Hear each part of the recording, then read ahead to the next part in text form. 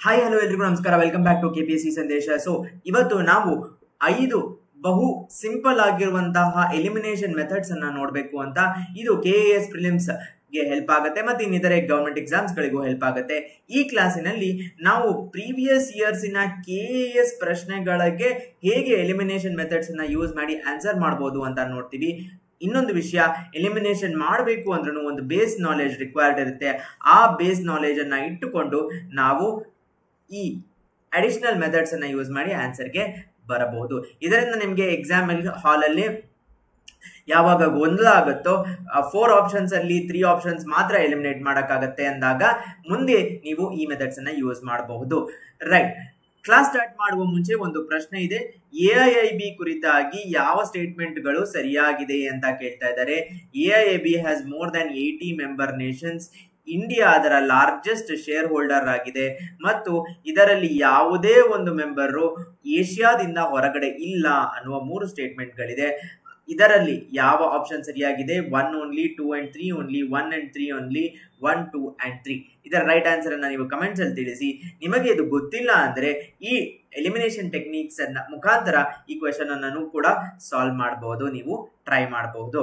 Right, ಮೊದಲನೆಯ method ಏನು ಅಂತ ಕೇಳಿದರೆ ಎಕ್ಸ್ಟ್ರೀಮ್ ವರ್ಡ್ಸ್ ಗಳನ್ನ ಐಡೆಂಟಿಫೈ ಮಾಡೋದು. ಏನು ಎಕ್ಸ್ಟ್ರೀಮ್ ವರ್ಡ್ಸ್ ಗಳು ಅಂತ ಕೇಳಿದರೆ ಓನ್ಲಿ, ಕೇವಲ ಅಂತ ಏನಿರುತ್ತೆ, ಇದು ಕೇವಲ ಈ ರಾಜ್ಯದಲ್ಲಿ, ಕೇವಲ ಈ ದೇಶದಲ್ಲಿ ಮಾತ್ರ, ಕೇವಲ ಈ ವಲಯದಲ್ಲಿ ಮಾತ್ರ ಕಾಣುತ್ತದೆ ಅನ್ನುವ ಸ್ಟೇಟ್ಮೆಂಟ್ ಗಳನ್ನ ನೀವು ಗ್ರಹಿಸಬೇಕು, ನೋಡಬೇಕು. ಎಲ್ಲ ಟೈಮು ಅದು ರಾಂಗ್ ಇರುತ್ತೆ ಅಂತ ಹೇಳಕ್ಕಾಗಲ್ಲ, ಬಟ್ ಇದೆಲ್ಲ ಹೈಲೈಟಿಂಗ್ ಪಾಯಿಂಟ್ಸ್ ಅಂತ ಹೇಳಬಹುದು. ಇನ್ನೊಂದು ವಿಷಯ, ಎಲಿಮಿನೇಷನ್ ಮಾಡ್ಬೇಕಾದ್ರೆ ತುಂಬಾ ಹಂಬಲ್ ಆಗಿ ಎಲಿಮಿನೇಷನ್ ಮಾಡಬೇಕು. ಅಂದ್ರೆ ನಾನು ಹೇಳೋದು ಇಲ್ಲ ಇದು ರಾಂಗ್, ಇದು ರಾಂಗ್, ಇದು ರಾಂಗ್ ಅಂತ ಟಕ್ ಟಕ್ ಟಕ್ ಅಂತ ಎಲಿಮಿನೇಟ್ ಮಾಡ್ತಾ ಇದ್ರೆ ಹಾಗೆ ಟಕ್ ಟಕ್ ಟಕ್ ಅಂತ ನೆಗೆಟಿವ್ ಹೋಗ್ತಾ ಇರುತ್ತೆ. ಆ ರೀತಿ ಮಾಡೋದಲ್ಲ. ಸೊ ಓನ್ಲಿ ಅನ್ನುವ words, it is the first, it is the last of the species, it is the last of the things ಅಂತ ಹೇಳೋದು ಆ ತರದ್ದು.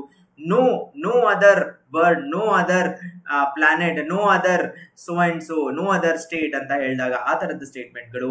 ಲಾರ್ಜೆಸ್ಟ್ ಮತ್ತು ಸ್ಮಾಲೆಸ್ಟ್ ಎಕ್ಸ್ಟ್ರೀಮ್ಗಳು ಏನಿರುತ್ತೆ ಅದನ್ನ ನೀವು ಗ್ರಹಿಸಬೇಕು, ಅದನ್ನ ನೋಡಬೇಕು. Then always, it is always, the president will always do, the prime minister, the cabinet of ministers will always, never, ಯಾವಾಗಲೂ, ಎಂದಿಗೂ ಅನ್ನುವ ಸ್ಟೇಟ್ಮೆಂಟ್ಗಳು. ಮತ್ತು ಇದು ಸಾಧ್ಯವೇ ಸಾಧ್ಯವಿಲ್ಲ ಅನ್ನುವ ಸ್ಟೇಟ್ಮೆಂಟ್ಗಳು ಏನಿರುತ್ತಲ್ಲ, ಹಿ ಕೆನಾಟ್, ದೇ ಕೆನಾಟ್ ಅಂತ ಸ್ಟೇಟ್ಮೆಂಟ್ಗಳು, ಅದನ್ನ ನೀವು ಒಂದು ಸ್ಪಾಟ್ಲೈಟ್ ಆಗಿ ಯೋಚನೆ ಮಾಡಬೇಕು. ಸೊ KAS ನ ಪ್ರಶ್ನೆಯನ್ನ ನೋಡೋಣ. ಲಾಸ್ಟ್ ಟೈಮ್ KAS ಅಲ್ಲಿ ಬಂದಂತಹ ಪ್ರಶ್ನೆ ಹೈಡ್ರೋಫ್ಲೂರೋಕಾರ್ಬನ್ಸ್ ಬಗ್ಗೆ ಯಾವುದು ಸರಿಯಾಗಿದೆ ಅಂತ ಕೇಳ್ತಾ ಇದ್ದಾರೆ. HFCs organic compounds that contain fluorine, ಹೌದು, ಇಲ್ಲಿ ಫ್ಲೂರೋ, ಅಲ್ಲಿ ಫ್ಲೂರಿನ್ ಇದೆ. And hydrogen atoms, okay, hydrogen ಅಲ್ಲಿ ಹೈಡ್ರೋಜನ್ ಇದೆ. And commonly used in refrigerators in place of chlorofluorocarbons. Okay, ಇದು ನಮಗೆ ಗೊತ್ತಿಲ್ಲ ಅನ್ನೋದನ್ನ ಮಾರ್ಕ್ ಮಾಡ್ಕೊಳ್ಳೋಣ. HFCs do not harm ozone layer as much as CFCs do. So CFCs ಎಷ್ಟು harm ಮಾಡುತ್ತೋ ಅದರಿಗಿಂತ ಕಡಿಮೆ HFCs ಮಾಡುತ್ತೆ. ಅದರಿಗಿಂತ ಕಡಿಮೆ ಮಾಡುವುದು ಬಹಳಷ್ಟಿದೆ, ಅದರಿಗಿಂತ ಜಾಸ್ತಿ ಮಾಡುವುದು ಬಹಳಷ್ಟಿದೆ ಅಂತ ಹೇಳ್ತಾ ಇದ್ದಾರೆ. ಇದು ಎಕ್ಸ್ಟ್ರೀಮ್ ಸ್ಟೇಟ್ಮೆಂಟ್ ಅಲ್ಲ, ನೆನಪಿನಲ್ಲಿ ಇಟ್ಕೊಳ್ಳಿ. Then finally HFCs do not cause global warming at all. ಅವು ಗ್ಲೋಬಲ್ ವಾರ್ಮಿಂಗ್ ಅನ್ನ ಕಾಸ್ ಮಾಡೋದೇ ಇಲ್ಲ ಅಂತ ಹೇಳ್ತಾ ಇದ್ದಾರೆ. ಆ ತರದ ಸ್ಟೇಟ್ಮೆಂಟ್ ಖಂಡಿತ ತಪ್ಪಾಗಿರುತ್ತೆ. ಸೊ ಇದನ್ನ ನಾವು ಆಪ್ಷನ್ ಸಿ ಅಲ್ಲಿ ನೀವಿಲ್ಲಿ ನೋಡಬಹುದು, 3 ಆಪ್ಷನ್ ಗಳನ್ನ ಎಲಿಮಿನೇಟ್ ಮಾಡಬಹುದು. 1 ಇಸ್ ರೈಟ್ ಆನ್ಸರ್. ಸೊ ನಮ್ಮ ಸೆಕೆಂಡ್ ಎಲಿಮಿನೇಷನ್ ಮೆಥಡ್ ಬಂದ್ಬಿಟ್ಟು ಕಾಂಟ್ರಡಿಕ್ಟಿಂಗ್ ಸ್ಟೇಟ್ಮೆಂಟ್ಸ್ ಅನ್ನ ಕ್ಯಾನ್ಸಲ್ ಮಾಡುವಂತದ್ದು. ಉದಾಹರಣೆಗೆ, consider the following statements about SAFAR. ಯಾವುದು ರೀಸೆಂಟ್ ಆಗಿ ಇನಾಗ್ರೇಟ್ ಆಗಿರುವಂತಹ ಸಫರ್, ಇದು KAS ನ ಪ್ರಶ್ನೆ. ಅದರಲ್ಲಿ first, it is a very advanced air quality and weather forecast system. ಇದು ತುಂಬಾನೇ ಅಡ್ವಾನ್ಸ್ಡ್ ಆಗಿರುವಂತಹ ವೆದರ್ ಕ್ವಾಲಿಟಿ ಸಿಸ್ಟಮ್. ಸರಿ, ಇದು ನಮ್ಗೆ ಗೊತ್ತಿಲ್ಲ ಅಂತ ಮಾರ್ಕ್ ಮಾಡ್ಕೊಳ್ಳೋಣ. ಸೆಕೆಂಡ್ ಪಾಯಿಂಟ್ ಬಂದ್ಬಿಟ್ಟು, ನೀವು ಆಪ್ಷನ್ಸ್ ಅಲ್ಲಿ ನೋಡಿ ಎಲ್ಲ ಕಡೆ ಆಪ್ಷನ್ ಎ ಇದೆ. ಓಕೆ, ಆಶ್ಚರ್ಯಕರ ಸಂಗತಿ ಅಂದ್ರೆ ನಮಗೆ ಗೊತ್ತಿರುವ ಅವಶ್ಯಕತೆಯೇ ಇಲ್ಲ. ಎಲ್ಲ ಸ್ಟೇಟ್ಮೆಂಟ್ಸ್ ಅಲ್ಲಿಯೂ ಆಪ್ಷನ್ಸ್ ಅಲ್ಲಿಯೂ ಸ್ಟೇಟ್ಮೆಂಟ್ ಎ ಇರೋದ್ರಿಂದ ಎ ಕರೆಕ್ಟ್ ಆಗಿರ್ಲೇಬೇಕು. ಸೊ ನಾವು ಯೋಚನೆ ಮಾಡೋ ಅವಶ್ಯಕತೆ ಇಲ್ಲ. ಈಗ ಸೆಕೆಂಡ್ ಸ್ಟೇಟ್ಮೆಂಟ್ಗೆ ಬರೋಣ. ಇದನ್ನ ಇಂಡಿಜಿನಸ್ ಆಗಿ ಸ್ಥಳೀಯವಾಗಿ ಇಂಡಿಯನ್ ಇನ್ಸ್ಟಿಟ್ಯೂಟ್ ಆಫ್ ಟ್ರಾಪಿಕಲ್ ಮೆಟ್ರಾಲಜಿಯಲ್ಲಿ ಡೆವಲಪ್ ಮಾಡಿರೋದು. ಇದು ನಾಲೆಡ್ಜ್, ಎಸ್, ಬೇಸ್ ನಾಲೆಡ್ಜ್ ಬೇಕಾಗತ್ತೆ ಅಂತ ಹೇಳಿದ್ನಲ್ಲ, this is the base knowledge. So ಆ ಬೇಸ್ ನಾಲೆಡ್ಜಿನಿಂದ ಬಿ ಈಸ್ ರೈಟ್ ಅಂತ ಮಾರ್ಕ್ ಮಾಡ್ತೀವಿ. ಒಮ್ಮೆ ಬಿ ರೈಟ್ ಅಂತ ಮಾರ್ಕ್ ಮಾಡಿದ ತಕ್ಷಣ ನಾವು ಎನ ಮತ್ತೆ 2ನ ಕ್ಯಾನ್ಸಲ್ ಮಾಡ್ಬೋದು, ಯಾಕಂದ್ರೆ ಇದೆರಡರಲ್ಲಿಯೂ ಬಿ ಇಲ್ಲ ಅಲ್ವಾ, ಸೊ ಹಾಗಾಗಿ ಕ್ಯಾನ್ಸಲ್ ಮಾಡ್ಬೋದು. Next, it will not measure sons UV index ಅಂತ ಹೇಳ್ತಾ ಇದ್ದಾರೆ. ಇದರಲ್ಲಿ ನಾನು ಕಾಂಟ್ರಡಿಕ್ಟಿಂಗ್ ಸ್ಟೇಟ್ಮೆಂಟ್ಸ್ ಯಾಕೆ ಹೇಳಿದೆ ಅಂತ ಅಂದ್ರೆ, very advanced air quality and weather forecast system ಸರಿಯಾಗಿದ್ದು, ಯಾಕಂದ್ರೆ ಅದು ಸರಿಯಾಗಿರುವ ಸ್ಟೇಟ್ಮೆಂಟ್ ಆದರೆ UV ಇಂಡೆಕ್ಸ್ ಅನ್ನ ಮೆಜರ್ ಮಾಡೋದಿಲ್ಲ ಅಂತಂದರೆ maybe it is not, ಅದೆರಡು ಸಿಂಕ್ ಆಗ್ತಾ ಇಲ್ಲ ಅಂತ. ಒಂದು ಅಡ್ವಾನ್ಸ್ಡ್ ಆದ್ರೆ one of the parameters measure ಮಾಡೋದಿಲ್ಲ ಅಂತ ಹೇಳ್ತಾ ಇದ್ದಾರೆ. ಅಂಡ್ ಸನ್ಸ್ UV ಇಂಡೆಕ್ಸ್ ಏನು one of the basic parameters, primary parameters air quality ಮತ್ತು ವೆದರ್ ಫೋರ್ಕಾಸ್ಟ್ ಅನ್ನ ಮೆಜರ್ ಮಾಡೋದಕ್ಕೆ. ಸೊ ಇದೆರಡು ಕಾಂಟ್ರಡಿಕ್ಟಿಂಗ್ ಸ್ಟೇಟ್ಮೆಂಟ್ಸ್ ಆಗುತ್ತೆ. ಓಕೆ, ಅಂಡ್ ಈ ಸ್ಟೇಟ್ಮೆಂಟ್ ಕರೆಕ್ಟ್ ಆಗೇ ಇರೋದ್ರಿಂದ this can be marked wrong. So option 3 A and B only is correct answer. ಇನ್ನೊಂದು ವಿಷಯ, ಈ ತರದನ್ನ ಪ್ರಾಕ್ಟೀಸ್ ಮಾಡಬೇಕು. ಅಂಡ್ ನಾನು ಆಗ್ಲೇ ಹೇಳ್ದಂಗೆ ಇದಕ್ಕೆ ಬೇಸ್ ನಾಲೆಜ್ ರಿಕ್ವೈರ್ಡ್ ಆಗುತ್ತೆ, ಪ್ಲಸ್ ತುಂಬಾ ಹಂಬಲ್ ಆಗಿ ಎಲಿಮಿನೇಷನ್ ಅನ್ನ ಮಾಡಬೇಕು. ಟಕ ಟಕ ಟಕ ಅಂತ ಎಲ್ಲ ಕ್ಯಾನ್ಸಲ್ ಮಾಡ್ತಾ ಹೋಗೋದಲ್ಲ. ಓಕೆ, ದೆನ್ ಇನ್ನೊಂದು ಟ್ರಿಕ್ ಏನು ಅಂತ ಕೇಳಿದರೆ, ಮೂರನೆಯ ಒಂದು trick, read statements till the end ವರೆಗೂ ಸ್ಟೇಟ್ಮೆಂಟ್ಸ್ ಅನ್ನ ಓದಬೇಕು.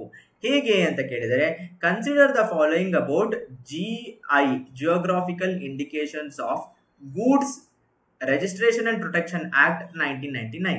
ಓಕೆ, ಸೊ ಅದರಲ್ಲಿ first statement, it is used for agricultural, natural and manufacture goods and services ಅಂತ ಕೊಟ್ಬಿಟ್ಟಿದ್ದಾರೆ ಇಲ್ಲಿ.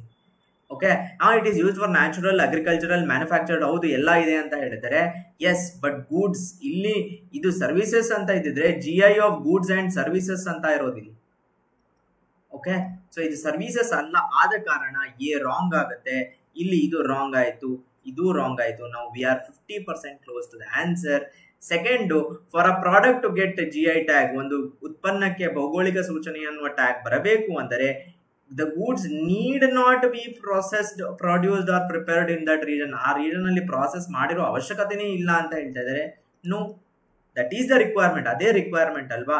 So B is also wrong. So 2 is wrong. Option 4 is right answer. Then logical elimination ಅನ್ನುವ ಒಂದು trick. Fourth, logically ಒಂದು think ಮಾಡ್ಬೋದು. ಉದಾಹರಣೆಗೆ corporation ತೆರಿಗೆ ಅಂತ ಕೇಳ್ತಾ ಇದ್ದಾರೆ. ಸೊ ನೀವು ಕಾರ್ಪೊರೇಟ್ ಟ್ಯಾಕ್ಸ್ ಅಂತ ಏನ್ ಹೇಳ್ತೀವಿ, ಆ ಕಾರ್ಪೊರೇಟ್ ಟ್ಯಾಕ್ಸಿನ ಬಗ್ಗೆ ಹೇಳ್ತಾ ಇದ್ದಾರೆ. ಆ ಕಾರ್ಪೊರೇಟ್ ಟ್ಯಾಕ್ಸ್ ಬಂದ್ಬಿಟ್ಟು it is levied on income of both registered unregistered companies. ಒಂದು ಕಂಪನಿ ರಿಜಿಸ್ಟರೇ ಆಗಿಲ್ಲ ಅಂದ್ರೆ ಅದ್ರ ಮೇಲೆ ಹೇಗೆ ಟ್ಯಾಕ್ಸ್ ಹಾಕಕ್ ಸಾಧ್ಯ? Okay, so let us say for example, ಯಾವುದೋ ಒಂದು ಕಂಪನಿ ಅದು ಇಲ್ಲವೇ ಇಲ್ಲ ಅಂದ್ರೆ ಅದಕ್ಕೆ ಟ್ಯಾಕ್ಸ್ ಹಾಕಕ್ ಹೇಗೆ ಸಾಧ್ಯ? So A is wrong. It is pure, ನಾವು ಲಾಜಿಕಲಿ ಥಿಂಕ್ ಮಾಡಿದ್ರೆ ಸಾಕು, ಎ ರಾಂಗ್ ಆಗುತ್ತೆ. ಎ ಇಲ್ಲಿದೆ, ಇದು ತೆಗೆದಾಯ್ತು. All the above statements are right, ಇದು ತೆಗೆದಾಯ್ತು. ಓಕೆ, ನಾವು ಇವಾಗ ಕ್ಲೋಸ್ ಆನ್ಸರಿಗೆ ಬಂದಿದ್ದೀವಿ. Corporation tax is levied on incomes of individuals. Corporation tax ಅಂದ್ರೆ ಅದೊಂದು ಕಾರ್ಪೊರೇಟ್ ಎಂಟಿಟಿ ಆಗಿರಬೇಕು. ಇಂಡಿವಿಜುವಲ್ಸ್ ಅಂದ್ರೆ ನಾವು ಜನಸಾಮಾನ್ಯರಲ್ವಾ. ಸೊ ಜನಸಾಮಾನ್ಯರ ಮೇಲೆ ಕಾರ್ಪೊರೇಟ್ ಟ್ಯಾಕ್ಸ್ ಹೇಗೆ ಬೀಳುತ್ತೆ? ಹಿಂದೂ ಯುನೈಟೆಡ್ ಫ್ಯಾಮಿಲಿ ಬಗ್ಗೆ ಗೊತ್ತಿಲ್ಲ ಅಂತಂದ್ರೂ ಇಂಡಿವಿಜುವಲ್ಸ್ ಮೇಲೆ ಬಿಡುವುದಿಲ್ಲ. So B is wrong. So ನಮಗೆ ಗೊತ್ತಿಲ್ಲದೆ ಆನ್ಸರ್ ಬಂದಾಯ್ತು. ಜಸ್ಟ್ ಲಾಜಿಕಲಿ ಥಿಂಕ್ ಮಾಡಿದ್ರೆ it is levied only on the incomes of registered companies and corporations. ಹೌದು, ಯಾವ್ದು ರಿಜಿಸ್ಟರ್ಡ್ ಒಂದು ಕಂಪನಿ ಮತ್ತು ಕಾರ್ಪೊರೇಷನ್ ಏನಿದೆಯೋ ಅವ್ರ ಪ್ರಾಫಿಟ್ಸ್ ಏನ್ ತೋರಿಸ್ತಾರೋ ಅದ್ರ ಮೇಲೆ ಬಿಡುವಂತದ್ದು. Yes, logically correct. So this is the right answer. This is logical elimination ಅಂತ ಟ್ರಿಕ್ಕು. ರೈಟ್. ಸೊ ನೆಕ್ಸ್ಟ್ ಬರ್ತಾ ಇರುವಂತದ್ದು ಎಲಿಮಿನೇಟ್ ಎಕ್ಸ್ಟ್ರೀಮ್ ನಂಬರ್ಸ್ ಅಂತ. ಸೊ ಎಕ್ಸ್ಟ್ರೀಮ್ ನಂಬರ್ಸ್ ಯಾವುದು ಅಂತ ಕೇಳಿದರೆ, ಈಗ ಒಂದು ಪ್ರಶ್ನೆ ನೋಡೋಣ.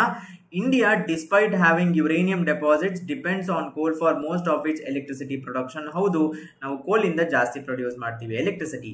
ಸೆಕೆಂಡ್ ಸ್ಟೇಟ್ಮೆಂಟ್ ಬಂದ್ಬಿಟ್ಟು uranium enriched to the extent of at least 60% is required for production of electricity. 60% enrich ಆಗಿರುವ ಯುರೇನಿಯಂ ಅಂತ ಹೇಳ್ತಾ ಇದ್ದಾರೆ. ಎನ್ರಿಚ್ಮೆಂಟ್ ಅಂತ ವರ್ಡ್ ಇರೋದೆ ಒಂದು ಸ್ವಲ್ಪ ಎನ್ರಿಚ್ ಮಾಡೋದು ಅಂತ. ಯೂಶುವಲಿ 3 to 4% ಇರುತ್ತೆ ಎನ್ರಿಚ್ಮೆಂಟ್. 3 to 4% ಇಲ್ಲಿ 60% ಇಲ್ಲಿ. So this is extreme number. So statement 2 ತಪ್ಪಾಗುತ್ತೆ. 2 ತಪ್ಪಾಗುತ್ತಿದ್ದಂತೆ ನಾವು ಇದನ್ನ ಕ್ಯಾನ್ಸಲ್ ಮಾಡ್ಬೋದು, ಇದನ್ನ ಕ್ಯಾನ್ಸಲ್ ಮಾಡ್ಬೋದು. ಸ್ಟೇಟ್ಮೆಂಟ್ 2 ಈಸ್ ಕರೆಕ್ಟ್ ಅನ್ನೋದು ಆಪ್ಷನ್ ಸಿ ಅಲ್ಲಿ ಮಾತ್ರ ಇರೋದು. So C is right answer. Right.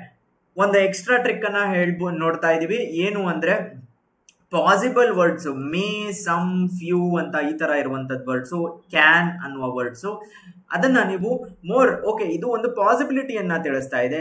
S it is possible ಅಂತ ನೀವು ಅದನ್ನ ರೈಟ್ ಅಂತ ಮಾರ್ಕ್ ಮಾಡ್ಕೋಬಹುದು. For example, some microorganisms can go in temperature above boiling point of water. Possible. Yes. Some microorganisms can grow in environment below freezing point of water. ಯಾವುದು ಅಂತ ಕೇಳಿದ್ರೆ ಅಲ್ಲಿ ಪ್ರಶ್ನೆ ಬರೋದು. We don't know. Okay. Then some microorganisms can grow in highly acidic environment, pH below 3. It is possible. So all 3 of them are correct. If we ask name all of them ಅಂದ್ರೆ ಆಗ ಅದು question difficult ಆಗುತ್ತೆ.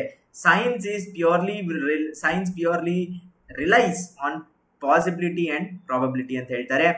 Right. So ಇದರೊಂದಿಗೆ 5 simple elimination methods ಅನ್ನ ನೋಡಿದೀವಿ. Next class ಅಲ್ಲಿ ಮತ್ತೆ ಸಿಗೋಣ. ನಿಮ್ಮ ಸಪೋರ್ಟ್ ಹೀಗೆ ಇರಲಿ. ಧನ್ಯವಾದ.